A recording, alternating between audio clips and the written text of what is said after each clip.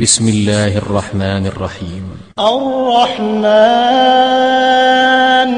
علم القرآن خلق الإنسان علمه البيان الشمس والقمر بحسبان والنجم والشجر يسجدان والسماء رفعها ووضع الميزان ألا تطغوا في الميزان وأقيموا الوزن بالقسط ولا تخسروا الميزان والأرض وضعها للأنام فيها فاكهة والنخل ذات الأكمام والحب ذو العصف والريحان فبأي آلاء ربكما تكذبان خلق الإنسان من صلصال كالفخار وخلق الجان من مارج من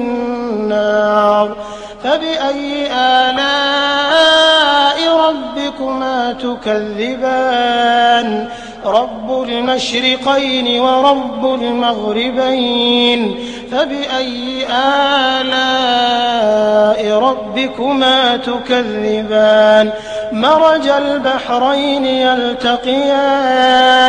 بينهما برزخ لا يبغيان فبأي آلاء ربكما تكذبان يخرج منهما اللؤلؤ والمرجان فبأي آلاء ربكما تكذبان وله الجوار المنشآت في البحر كالأعلام فبأي آلاء ربكما تكذبان كل من عليها فان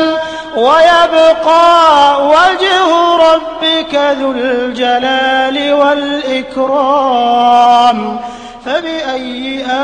آلاء ربكما تكذبان يسأله من في السماوات والأرض كل يوم هو في شأن فبأي آلاء ربكما تكذبان سنفرغ لكم أيها الثقلان فبأي آلاء ربكما تكذبان يا معشر الجن والإنس إن استطعتم أن تنفذوا من أقطار السماوات والأرض فانفذوا لا تنفذون إلا بسلطان فبأي آلاء ربكما تكذبان يرسل عليكما شواظ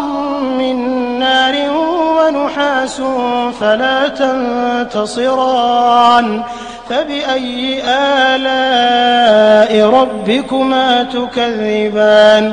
فإذا انشقت السماء فكانت وردة كالدهان فبأي آلاء ربكما تكذبان فيومئذ لا يسأل عن ذنب